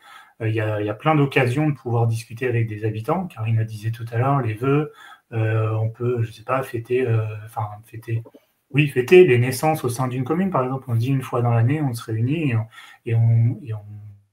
c'est l'occasion de se rencontrer avec les nouveaux habitants, accueillir les nouveaux habitants. Enfin voilà, il y a vraiment, on peut trouver plein de prétextes pour se réunir plusieurs fois dans l'année, et c'est l'occasion aussi de discuter de tout ça. Voilà. Et après, c'est la transparence. Donc ça passe aussi dans la communication des conseils municipaux, être transparent dans ce qu'on dit. Une discussion que j'avais aussi avec Karine notamment, c'était quand il y a du monde au conseil municipal, les conseils municipaux se passent pas de la même façon. En fin de compte. Quand les élus, les conseils communautaires également, hein, pour les communautés de communes, c'est-à-dire qu'en fin de compte, au sein du conseil municipal, j'en ai fait expérience là chez moi, hein, mais au sein des conseils municipaux, plus il y a de monde au sein, plus il y a de public, de citoyens qui participent, et plus les élus font peut-être un petit peu plus attention aux propos qui peuvent être dits, peut-être, ça dépend. Mais aussi, il y a la possibilité de demander des explications et quoi. Donc là, ça rend peut-être un peu les débats, quand il y en a, ça peut amener des débats. Toi, quand tu vas au conseil municipal, donc, c'est favoriser ça. Quand tu vas au conseil municipal, tu es le seul de ta commune en tant que public? Alors souvent, moi j'ai 4 conseils municipaux par an, on ne peut pas vraiment dire souvent, mais ça m'est arrivé d'en faire plusieurs où j'étais seul. Ouais. Mais aussi plusieurs, je dirais peut-être la moitié, je ne sais même pas, plusieurs aussi où il y avait d'autres habitants. Au moment des budgets, alors c'était pas le cas cette année forcément, on était 3, mais l'année dernière on était bien plus. Et ça a permis de soulever des questions. Il y a des gens qui étaient avec moi au conseil municipal dans le public qui ne connaissaient pas le système des budgets communaux, budget public. Donc ils avaient des questions qui étaient légitimes. Quand on ne connaît pas, on s'intéresse. Et voilà. Et donc c'est favoriser ça. Puis c'est la transparence. Quand on prend une décision, qu'elle soit, je dirais favorable. L'idéal, ce serait qu'elle soit toujours favorable aux habitants. Malheureusement, des fois, il y en a, mais il faut juste savoir les expliquer, qu'ils ne sont pas. Mais là, même une demande une autorisation de subvention, un appel pour des projets, quelque chose, c'est ne pas se dire c'est bon, le bouche à oreille va suffire et ça va se faire comme ça et puis c'est bon. C'est de se dire non, mais on va aller en parler en fait. On a pris une décision et on va aller en parler, l'expliquer aux gens, les intéresser. Alors justement, justement, on parlait de la délibération en amont tout à l'heure avec Karine. Est-ce que toi, par exemple, tu t'imagines quelque chose comme ça Mais carrément. Puisqu'en fin de compte, si on parle de communication, alors je pense que ça prendra du temps. Combien de temps, j'en sais rien. Donc on ne l'a pas essayé, on ne peut pas le savoir. Oui. Mais c'est plutôt, en fin de compte, oui, ça prend forcément du temps de toute façon. Mais c'est s'intéresser, c'est donner la possibilité aux gens de s'exprimer. Alors c'est peut-être que il faut faire plus que 2 permanences dans la semaine. Je ne sais pas, c'est peut-être ça, parce que je sais que c'est le cas pour moi. Donc c'est ouvrir le plus possible la mairie pour laisser le plus possible de temps aux gens pour pouvoir venir. C'est aller vers les gens. C'est pourquoi pas aller régulièrement profiter de chaque occasion pour aller voir les gens. Ça s'est fait un temps dans ma commune, au moment pour la fête des pères, la fête des mères, etc. Ça paraît anodin, mais en fin de compte, c'est d'aller voir les gens. Moi, quelque chose que j'avais apprécié, dans cette période qui était compliquée là, avec ce fameux virus, on va dire, la période Covid, c'était en fin de compte, les élus, en fait, ils ont pris, il y avait une calèche, ils ont pris la calèche, ils sont allés voir les habitants. C'est aller vraiment en contact. Et ça, il faudra que ce soit fait, et pas que dans les périodes compliquées, comme on a pu voir, c'est tout le temps, en fait. Alors, à pied, à cheval, peu importe, mais... Et t'imaginerais donc un lieu, alors je ne sais pas si sur ta commune ce type de lieu peut exister, mais un lieu, effectivement, où les gens pourraient se réunir, une espèce de maison citoyenne embryonnaire, pour que les gens délibèrent... En fait, il a été construit... aux élus, on va dire. Il a été construit il y a plusieurs années, une salle communale au sein de ma commune. une salle communale qui est des années après, je dis des années parce que je ne sais même plus en quelle année vraiment, mais c'était pas ce mandat-là, c'était peut-être celui d'avant et encore, c'était avant le Covid en tout cas. Par contre, il a été construit une salle communale. Moi, le projet m'avait été présenté par les élus de l'époque comme voilà, on a le projet de faire une salle communale, un lieu de vie dans le village. Pour moi, ça s'y prêterait complètement. Et c'était, voilà, c'est appel à volontaires pour aider à la construire. Vraiment, on était vraiment dans une démarche collective. Il y a même un potager qui avait dans l'idée d'être créé, un verger, il y avait tout ça. Et l'idée, c'était que chacun puisse apporter, chaque habitant qui le souhaite, mais en tout cas, puisse apporter sa petite pierre à l'édifice. Et voilà, donc ça, c'était le projet qui m'a été présenté, qui a été présenté à plusieurs habitants, mais au hasard d'une rencontre en mairie, tu vois, il n'y a pas eu de réunion. En tout cas, je n'en ai pas été informé. Et donc, le projet s'est fait, sans les habitants, mais le projet s'est fait. Il y a eu une salle de construite. La salle, aujourd'hui, elle est peu utilisée puisqu'elle n'est pas aux normes qui permettent à la commission de valider. Au jour d'aujourd'hui, il y a encore des petits aménagements à faire. Et cette salle, en fin de compte, bon, elle est petite, mais en même temps, elle est peut-être à l'échelle de la commune. Peut-être pas besoin de faire une grande salle non plus. En tout cas, c'est un lieu qui existe. C'est à moitié un atelier pour le cantonnier du village, qu'on a la chance d'avoir un cantonnier dans le village. L'autre moitié, c'est une cuisine qui peut aussi faire de salle de réunion, et on a un grand porche, et avec un espace, avec un verger qui a été mis. Sauf qu'en fait, c'est le paradoxe, il y a une clôture qui a été mise et des cadenas sur la barrière. Donc au final, quelque chose qui pourrait partir de train. Alors, le potager, lui, depuis, là, a été supprimé. On a une belle pelouse qui est tondue toutes les semaines depuis dessus. Et donc tout cet espace clos, moi, la première des choses, enfin, je dis moi, mais c'est parce que je suis là devant vous, mais c'est pour l'instant, l'ensemble des colistières sur la liste, c'est il faut l'ouvrir, ce lieu. Déjà, la première des choses à faire, c'est l'ouvrir, ce lieu. Il y a un verger, c'est peut-être voir si c'est possible de planter un peu plus, d'agrandir, je ne sais pas, mais c'est absolument pas de fermer à clé cet espace commun, en fin de compte. Et ce serait pour moi un lieu propice à pouvoir se réunir quand les gens le veulent, l'ouvrir aux associations, communes ou hors communes aussi, mais des associations, on a nous des associations sur le plateau, là où j'habite, qui font justement de la mise en relation des gens, ils font un samedi par mois, enfin en tout cas une journée par mois, ils font justement de la réparation de matériel, que ce soit de matériel de jardinage, de bricolage, informatique, etc. Ils font des cours pour apprendre à jardiner, à semer, faire des boutures, etc. Des cours de couture, de tricot, de réparation aussi. Enfin, vraiment, il y a plein de choses. Et c'est ce genre d'association, c'est ce genre de choses que j'aimerais pouvoir proposer aux habitants et l'ouvrir. Et pour moi, le rôle de la commune, c'est de favoriser aussi, un des rôles de la commune, c'est de favoriser l'accès au milieu associatif. Favoriser au maximum. Voilà un lieu qui pourrait être multifonction, tu vois. Là, on imagine bien effectivement à la fois le lieu citoyen, de délibération, le lieu d'entraide, le verger, le potager autour pour faire pousser des arbres. Alors le potager n'existe plus, il faudrait recréer, mais le fait d'aller voir les gens, on se rend compte qu'il y a des gens qui sont prêts à donner du temps. Ouais. Et c'est énorme, ça, prêts à donner du temps. Et ils le font déjà à leur échelle, on ne dirait pas des quartiers, mais de leur résidence, de leurs voisins vraiment très proches. Ils le font déjà et ils sont prêts à le déployer au sein de la commune entière, d'aider en fin de compte tout ça. C'est ça qui est intéressant, c'est développer les autonomies pour gagner en émancipation, parce que quand on voit, on prend toujours cet exemple-là, mais quand on voit les pommes qui tombent et qui sont au sol et qui pourrissent au sol, ne serait-ce que les ramasser, faire de la compote pour l'école du village ou les anciens du village, je veux dire, c'est quelque chose qui d'ailleurs se fait sans doute déjà dans certaines communes, qui pourrait être largement systématisé, et des exemples comme ça, des autonomies locales, il y en a beaucoup, quoi. Et tout ça, évidemment, forme un panier ce panier citoyen et démocratique, en tout cas qu'on espère vers un fonctionnement beaucoup plus démocratique qu'aujourd'hui, quoi. On va pas se poser la question de savoir si on vit en démocratie, moi j'ai mon idée. On m'a déjà dit, parce que forcément je me suis renseigné plein de choses, c'était peut-être un idéal un peu inatteignable, mais mais tant qu'on n'a pas essayé. Écoute, moi, quand on me dit, quand on me parle d'utopie, moi, ce que je réponds, c'est que, attendez, l'utopie, pour moi, quand on parle, par exemple, des lois qui sont votées, débattues au Parlement, pour moi, l'utopie, c'est qu'il y ait 925 personnes qui décident de tout pour 65 millions d'individus. Ça, c'est l'utopie. C'est l'utopie dans laquelle on vit. Mais c'est une utopie, on négatives. Enfin, je veux dire. Oui. Mais comment ça peut arriver en réalité? Comment 925, quand je dis 925, c'est un peu plus, parce que ça, évidemment, tu rajoutes. Bon, après, il y a tous les élus locaux, etc. Là, je ne parle pas des élus locaux, je parle des lois qui sont prises au niveau du Parlement. Mais enfin, je veux dire, comment 925 personnes peuvent décider de tout? Et encore, quand ils ne se font pas marcher dessus par le 49.3. Ah oui, ça, en réalité, c'est beaucoup moins que ça, qui décide absolument de tout pour 65 millions d'individus. Mais comment on a pu en arriver là? Je ne sais pas. C'est ça.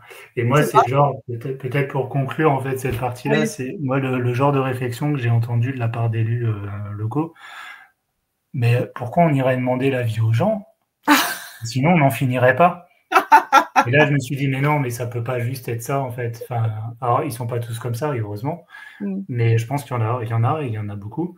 Mais en tout cas, moi, je peux pas laisser faire ça. Et moi, c'est tout l'inverse en fait. C'est si, il faut aller demander aux gens. C'est hyper important. Il y a forcément des décisions qu'on peut peut-être pas demander sur le coup parce qu'il y a peut-être de l'urgence, etc. Le chose. Mais quand on connaît, quand on essaye d'être proche, quand on est proche des habitants, en tout cas, on sait qu'on a leur soutien et il est toujours temps de revenir sur une décision même qui est prise dans l'urgence et d'en informer de demander après aussi un peu de faire un petit tour de village. Enfin, je vois moi 350 habitants, quand on voit juste déposer un petit papier dans les boîtes aux lettres, ça prend 1 heure, c'est rien. C'est sûr que 350 habitants, bon, non, mais 350 habitants, tu enlèves déjà les enfants, et encore, je dis les enfants. Oui, mais c'est quoi, c'est 120 foyers, à partir de 12 ans, je pense qu'ils peuvent largement s'exprimer sur ce qu'ils veulent ou sur ce qu'ils ne veulent pas. Donc, t'enlèves les bébés. Il reste après, quand je dis jeu, à chaque fois, c'est pas moi, hein, mais c'est parce qu'on est tous d'accord, on parle d'une même voix, de toute façon, au sein de la liste pour le moment. En tout cas, c'est de dire, mais il y a plein d'idées. Après, c'est juste qu'il faut arriver à faire le tri. Mais après, un mandat, c'est 6 ans, c'est long, c'est court aussi, mais c'est aussi long. Et il y a le conseil municipal de jeunes, donner la parole aux jeunes aussi, parce qu'ils ont plein d'idées. C'est sûr, comme tout le monde, c'est aussi des futurs citoyens. Enfin, ils sont déjà citoyens, mais futurs citoyens dans le sens où ils auront aussi le droit de vote, le droit de s'exprimer. On les écoutera peut-être un peu plus. En tout cas, quand ils seront majeurs, on ne sait jamais. On peut y croire, c'est de l'utopie un peu, peut-être. Non, mais c'est à nous. Enfin, je veux dire, on est là pour faire en sorte que. C'est ça. Que les choses évoluent. Après, je sais que je ne suis pas le seul à penser tout ça. Je sais que ça existe déjà. Je ne suis pas précurseur. Hein. Enfin, même à FFC, on n'est pas précurseur. C'est des choses qui existent. C'est juste que peut-être pas suffisamment. Je voudrais rappeler quand même, et puis après je vais te donner la parole à Karine, je voudrais quand même rappeler que dans la Constitution de 1793, considérée comme étant la Constitution la plus démocratique, il était prévu qu'à chaque fois qu'un projet de loi était déposé sur le bureau de l'Assemblée nationale, le projet de loi soit envoyé dans toutes les communes de France, on était à la fin du XVIIIe siècle, pour que les gens qui, à l'époque de la Révolution, délibéraient dans des salles physiques, ce qui n'est plus le cas aujourd'hui, puissent éplucher le projet de loi et dire lever le doigt si ça leur convenait pas, quoi. Et s'il y avait trop de doigts qui étaient levés, on réunissait le corps législatif dans son entier. Enfin bon, j'ajoute qu'évidemment ça n'a jamais été mis en œuvre, mais que voilà, enfin je veux dire, c'est pas nouveau, bon. Voilà, bon. Je ne vais pas en dire beaucoup plus, mais bon, le système représentatif électif actuel, à part faire des gens totalement apathiques, je ne sais pas ce que ça fait d'autre, à qui on martèle attention, le droit de vote, c'est quelque chose de très important. Oui, enfin bon, encore une fois, on élit. Quand on vote, on élit seulement. Donc bon, c'est très, très restrictif. Et puis surtout, on pourrait bien être 4 à les élire, qui pourraient continuer à nous dire vous avez été 4, c'est pas grave, vous avez été 4 à nous élire, on est élus, donc on est élus. Bon, Karine, tu veux ajouter des choses là-dessus, puis après on va conclure en parlant de la chouette citoyenne. Oui. Qu'est-ce que ça t'inspire, ce qu'a dit Anthony? Oui, mais bien sûr, mais bien sûr que ça m'inspire, et je me dis que, tu vois, je pense que du coup, si on devait refaire des lois sur le fonctionnement des conseils municipaux, je pense qu'on devrait mettre l'obligation en fait de réunir les gens. Tu vois, je m'étais noté des rendez-vous citoyens, tu vois. Après, une fois, tu fais un conseil municipal 1 fois par mois. tu peux bien faire un rendez-vous citoyen une fois par mois. Ah bah tu oui. vois, voilà. Et puis, tu sais, le b.a.-ba du truc, et pour faire le lien avec la chouette citoyenne, je pense que même si d'emblée, tu donnes pas, enfin, peut-être que oui, pourquoi pas, mais ces rendez-vous citoyens, ça pourrait être aussi l'occasion d'expliquer aux gens des choses, d'informer les gens sur des choses, de donner les connaissances, tu vois. Après, c'est pas, bien sûr, comme tu disais, la connaissance n'est pas suffisante, mais je pense que la connaissance, ça peut aussi éveiller la curiosité et l'intérêt, tu vois. Si par exemple, les élus, les gens que tu as élus, avec tout ce que tu disais par rapport à l'électif, si c'est un engagement pour eux de dire, mais on va vous expliquer les choses, on va vous dire comment ça marche, tu vois. Du coup, ça peut, d'abord, ça aiderait les gens à s'intéresser, et puis les rendez-vous citoyens, tu vois, de donner des rendez-vous aux gens pour leur expliquer le fonctionnement du conseil, leur dire aussi que tu as besoin de leur avis sur des choses. Tu vois, je pense que ça peut faire avancer les choses. Ah bah oui, oui. Et ça changerait tout. Et c'est peut-être, je suis pas sûre que ce soit si utopique que ça de le Moi non plus, réaliser. hein. Moi non plus. Pour moi, c'est pas du tout utopique. Pour moi, c'est vraiment la situation actuelle qui est utopique. Ouais. Pour moi, c'est une poignée d'individus qui décident de tout pour tout le monde. Et les, on va dire, la population qui est quand même très, très apathique. Mais ce qu'on décrit n'est absolument pas utopique. Je veux dire, encore une fois, 350 habitants. Non. Mais même 1000. Enfin, je veux dire, avec les moyens qu'on a aujourd'hui, il n'y a aucun problème. Oui. Ça pose pas de problème particulier, en fait. Aucun. Je pense que ça pose juste le problème du sens du mot démocratique. Ah bah oui, bien sûr. Tu vois, c'est vraiment ça. Et est-ce qu'il y a besoin de beaucoup d'argent au sein d'une collectivité locale pour mettre en place ce genre de choses? Non. Ben non. Alors ça, c'est pas fait. Ben, on sait pas. Alors ça c'est pareil. Ça fait l'objet d'un autre débat, ça, l'utilisation de l'argent public. Oui. Il y en a loin à dire aussi. Non, mais après, il y a des strates, évidemment. Enfin, je veux dire, il y a peut-être un an maintenant, on avait présenté au moment d'une émission de la FFC justement l'idée d'une maison citoyenne. C'est Eric qui avait présenté ça, c'était très intéressant. Mais vraiment, la maison citoyenne, vraiment carrément bâtie, autonome en énergie. Enfin, il avait tout étudié. Bon, et ça, on peut tout à fait l'imaginer dans un avenir d'ailleurs relativement proche. Hein. Mais avant d'en arriver là, je veux dire, des salles dans nos communes, tu parlais de la salle communale qui avait été construite, il y en a plein. Enfin, il y en a toujours au moins une ou deux, tu vois. Enfin, je veux dire, des moyens d'affichage, ça coûte rien. Enfin, je veux dire, bon, voilà, les rendez-vous citoyens, la maison citoyenne, elle peut être éphémère. Quand je parlais tout à l'heure des révolutionnaires qui se réunissaient, mais ils n'avaient pas bâti une maison citoyenne, ils se réunissaient dans l'église, dans la chapelle, sous le porche de l'église. Voilà, enfin, c'était des lieux de délibération qui étaient bien souvent complètement éphémères, quoi. Et puis, ils avaient le coffre, ils avaient, tu vois, un coffre avec leurs archives qui trimballaient, enfin bon, mais c'était à la fin du 18e, aujourd'hui on est en 2025. Mais c'est à mourir de rire en réalité quand tu penses à ce qu'on ne fait pas. Ils doivent bien se marrer, tu vois, les révolutionnaires du 18e siècle ont déjà largement réfléchi à tout ça. Ouais, et ben s'ils nous voyaient, ils verraient rouge. Hein. Bon, en attendant, tu vois, écoute, tu vois, on est trois, là, on en discute. Bon, bah, écoute, si ça peut donner des idées aux gens qui nous regardent. D'ailleurs, je lance un appel à tous les gens qui voudraient, qui seraient intéressés par tout ça et qui voudraient en discuter, qui nous contactent, parce que. Mais moi, je crois quand même vraiment à la force de l'exemple, tu vois. Enfin, je veux dire, il suffit qu'il y en ait un quelque part ou deux quelque part qui se disent, pourquoi on ne ferait pas effectivement, tu vois, des réunions, des rendez-vous citoyens en amont pour qu'ils délibèrent sur les sujets des prochains conseils. Bah, écoute, ça se fait quelque part, ça se fait là, et puis bon. Et puis les choses progressent de cette façon-là. On ne va pas commencer à se dire qu'on va révolutionner le monde comme ça. Il faut commencer à un moment donné. Il faut commencer à faire les choses. Il faut donner un élan, une impulsion. Et puis, un jour, plus on va être à le faire, plus on sera à le faire, et peut-être qu'un jour, tout le monde le fera. Mais les petites gouttes d'eau, des fois. Hein. Voilà. Alors, justement, pour finir, parce que vous battez la campagne quand même aussi, parce que Donc, vous faites cette petite gazette qui s'appelle La Chouette Citoyenne, qui est donc sur le... je le dis d'ailleurs sur la page Facebook de la Fédération Française de Citoyenneté, qui est accessible, qu'on n'a pas mise d'ailleurs sur le site internet, il faut qu'on la mette sur le site internet. Donc, qu'est-ce que vous pouvez nous dire sur cette petite gazette? Parce que je crois qu'en plus, vous allez un petit peu sur les marchés la distribuer, ou vous continuez à le faire? C'est le projet. Bon, enfin bon, on ne peut pas être partout. Alors, qu'est-ce que vous pouvez nous dire sur cette gazette? La gazette, elle reprend un petit peu, c'est de toute façon l'idée principale, c'est d'intéresser les gens à la vie locale. Alors, en tout cas, c'est l'objet pour le moment dans la Chouette Citoyenne.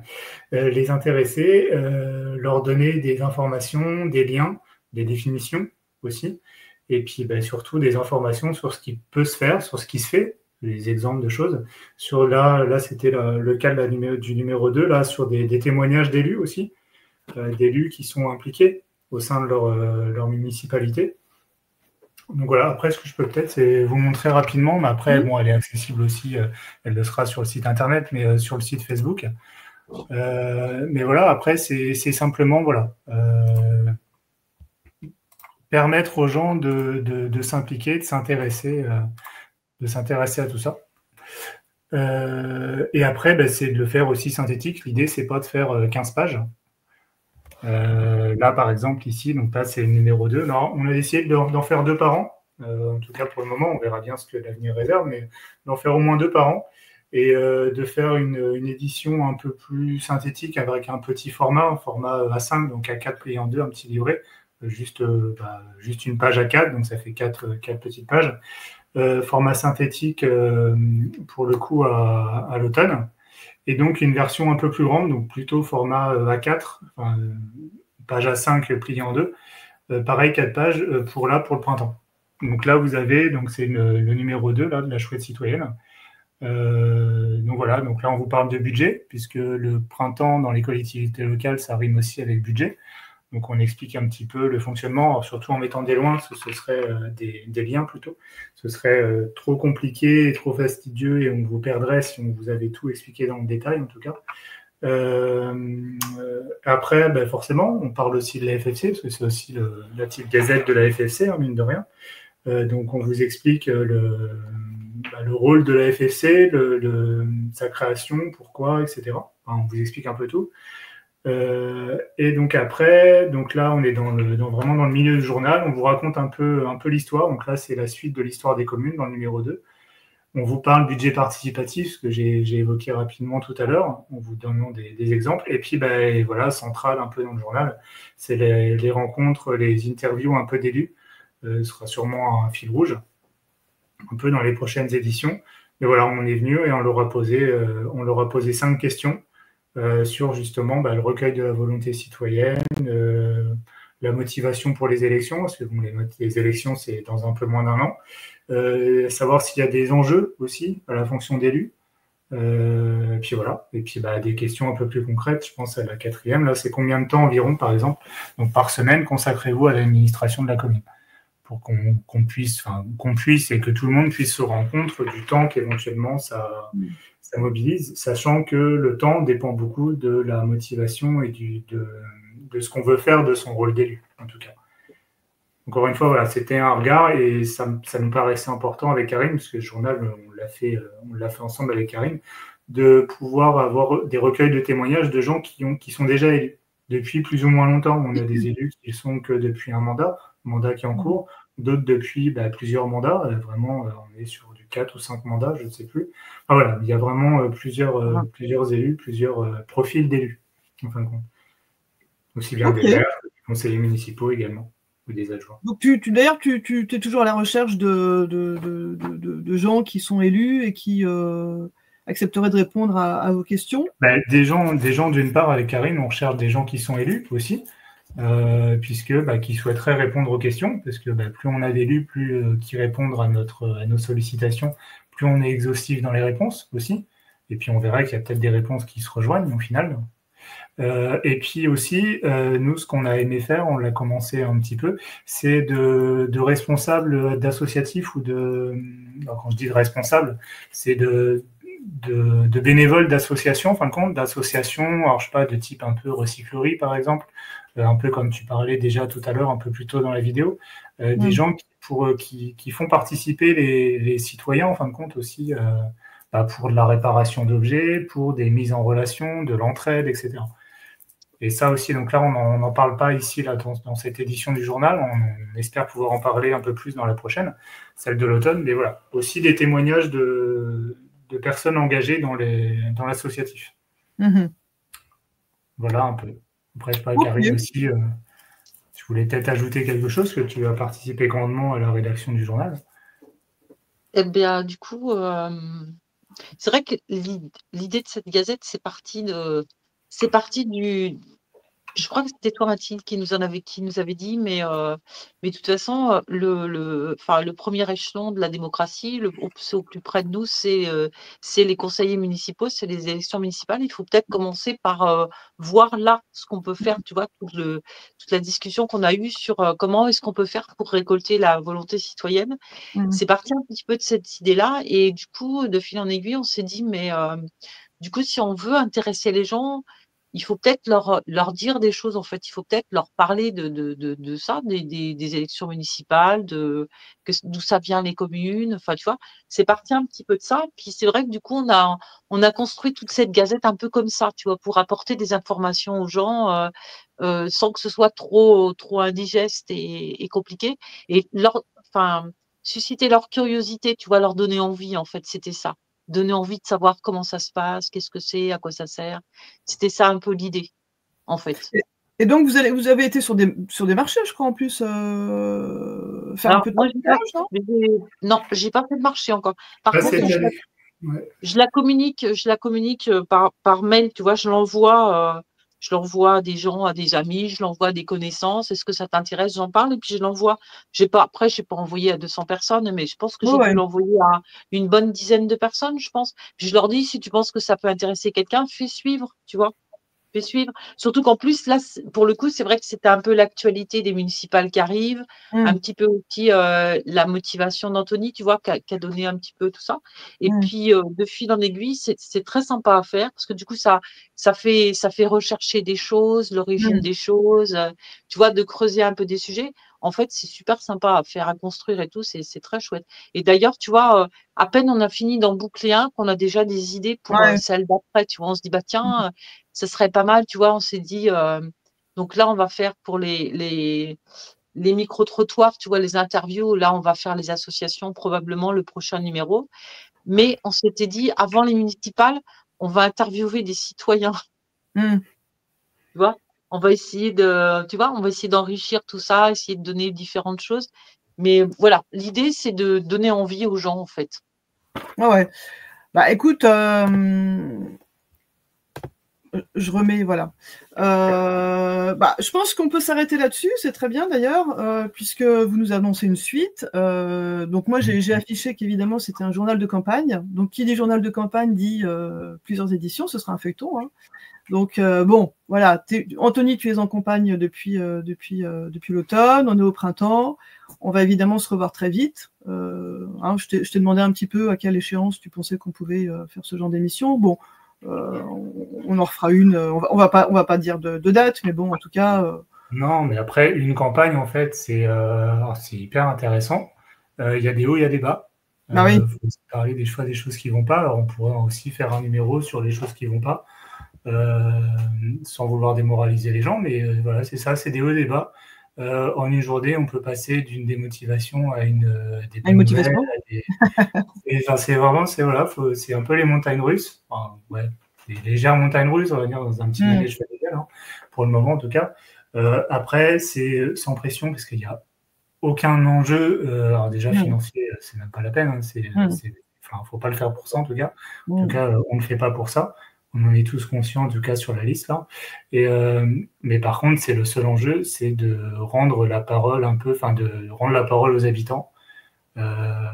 Après, on est conscient aussi que ça va être très long. Enfin, je l'ai déjà dit, je crois, mais ça va être très long parce que quand les gens sont pas habitués, il faut mettre en place les choses. Mais je pense que ça vaut le coup et il y a énormément de choses à faire. En tout cas, voilà, cette campagne, oui, on pourrait faire, enfin, on fera, hein, de toute façon, mais un journal de campagne 2, 3, je sais pas, peut-être 10, hein, on sait rien. Mais voilà, ouais, rendre compte un petit peu, rendre compte au fur et à mesure un petit peu. Bon, bah, en tout cas, j'étais ravie de discuter avec vous et on avance sur tout ça. Et puis, encore une fois, si certaines qui nous écoutent ont envie de participer, pourquoi pas, ont envie d'aller sur ce chemin des rendez-vous citoyens ou de la maison citoyenne, enfin, en tout cas, de cette idée de délibération municipale qui serait l'expression de la volonté générale, qu'elle se manifeste. On aura plaisir à les accueillir, à discuter avec eux et avec elles. Et puis, Anthony, plein de bonnes choses pour la suite. En tout cas, la suite, là, vraiment. Là, on est plein dedans. Parce qu'on va se revoir très vite. Karine aussi, j'étais ravie de discuter avec toi aussi, parce que c'est vraiment intéressant d'avoir, tu vois, vraiment un témoignage de quelqu'un qui a été quand même pendant 9 ans adjointe. Et voilà, t'as à la fois tu portes le passé, puis en même temps tu portes aussi les idées d'avenir, quoi. Donc c'est ça qui est intéressant. Et voilà. Est-ce que vous voulez dire un petit mot de la fin avant qu'on clôture? Alors, je sais pas, moi j'avais très envie de reprendre une citation, parce qu'à chaque fois dans la Gazette, là, on demandait en fin de compte aux élus s'ils avaient un petit mot pour les lecteurs, les futurs lecteurs de la Chouette. Et moi, juste cette phrase, ça c'est 2 mots, en fait, c'était « engagez-vous ». Moi j'ai adoré, donc je dirais ça, engagez-vous en fin de compte et intéressez-vous aussi, on pourrait le décliner comme ça. Karine? Oui. Oui, c'est pas mal ça. Oui. Et puis tu vois, pour les citoyens lambda, il y a un des élus que tu as interviewé qui t'a dit mêlez-vous de ce qui vous regarde. Surtout, mêlez-vous de ce qui ne vous regarde pas. Ah oui, d'accord, non, c'était pas ça. Alors, surtout, mêlez-vous de ce qui ne vous regarde pas. Et qui vous regarde, en fait. Ouais, moi je dirais, surtout, mêlez-vous de ce qui vous regarde. Ouais. C'est pas mal comme slogan, ça j'aime bien. Je pense qu'on va le reprendre pour les municipales. Mêlez-vous de ce qui vous regarde. Ouais. C'est pas mal. Mêlez-vous de ce qui vous regarde. J'avais trouvé ça pas mal en fait. C'est bien. Voilà. Ok, super. Bon, allez, à la revoyure. À très vite. On se tient au courant. À bientôt. Et puis à bientôt. À bientôt. Salut. Salut. À bientôt.